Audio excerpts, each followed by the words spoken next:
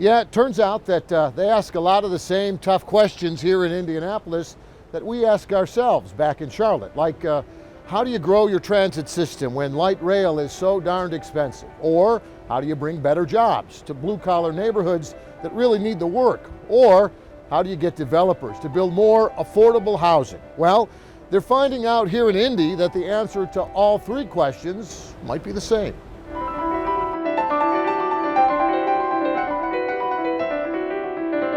Doors opening. Riding the red line here in Indy is a lot like riding the blue line in Charlotte. They're both all-electric rapid transit. Doors closing. With doors for passengers on both sides, the red line whooshing down the middle of Indy's busiest boulevards, past all the traffic, stopping at modern new transit stations every half mile, every 10 minutes during peak hours, connecting the University of Indianapolis to the south with Indy's Broad Ripple Restaurant and Arts District to the north. Thank you so much. Thanks, man. Appreciate it. But here's the difference. While Charlotte's blue line is light rail, Indy's red line has no rails.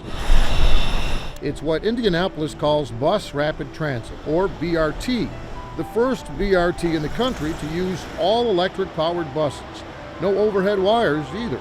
They just plug them in, charge them up here at the Indy Transit Garage to serve a red line that's within a quarter-mile walking distance of 50,000 potential passengers and almost 150,000 jobs.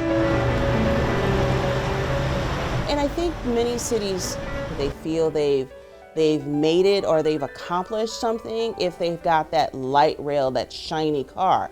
Inez Evans is the CEO of Indigo, the Indianapolis transit system, where electric trolleys on tires instead of tracks are part of Indy's history and its future too. Overall, running bus rapid transit or a rubber tire version is cheaper, number one, and it is the precursor to running rail should and if you ever decide to do a rail project. Does light rail really work every place? My opinion is no, it does not, because it does not have the ability to serve as many people as it could. Evans' point is, why spend billions on one light rail line when you can spend millions instead on multiple BRTs to multiple locations? The only thing that's missing from our bus rapid transit stations are rail lines, the actual tracks in the ground. That is what gives you flexibility. Indy's already building its next BRT, the Purple Line, here on North 38th Street. 15 more miles of light rail style transit stations and BRT lanes through many of this city's historically black and low income neighborhoods. And the neighbors here aren't just getting transit either. Streets filled with potholes for years are finally being repaved for the BRT project. New wider sidewalks are on the way too, and so are new jobs. Yeah, you don't see a lot of $15 million projects that are creating jobs in this part of town. But Kent Kramer says Cook Medical's new manufacturing plant came here specifically because of that future BRT line. We're in a clean room in a manufacturing facility that is going to be building medical devices. We're in a training mode right now. But we're on the east side of Indianapolis at 38th and Sheridan. We were zeroed in on a location that would be on the Purple Line. Kramer's the president of Goodwill in Indianapolis, which is training 100 workers for these new jobs. Right here in this part of town, it's one of the highest from a poverty standpoint and unemployment in the city of Indianapolis. So bringing jobs to this part of town is really a big thing. And Kramer adds that the Purple Line is also bringing a hospital health center next door and a grocery store, all served by the same BRT station right at their front door. In fact, all along Indy's new BRT lines, vacant lots and boarded up buildings are finding new life in these old neighborhoods. Yeah, this is affordable workforce housing, which means keeping our historic neighbors in their neighborhoods and also making sure that they have a place to go that's both affordable and high quality. Developer Eric Armstrong is building 40 units of affordable housing at 38th and Broadway, where these old apartments have been abandoned for 20 years. And you could be in a 2-bedroom unit for, $800, $900. Wow, that's unheard of. Yeah. And you're literally right in front of a BRT station. Yeah, that was a big part of why we wanted the location.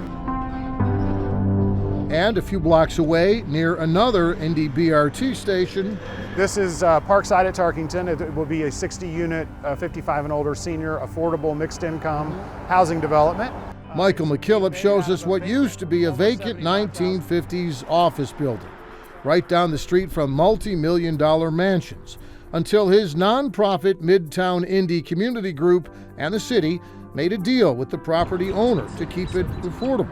A property of this size would be you really would rarely have an opportunity to do what we've done here. It was important to us from the early days of planning BRT that we identify properties that could be land banked ahead of time. I think this is replicable in any city.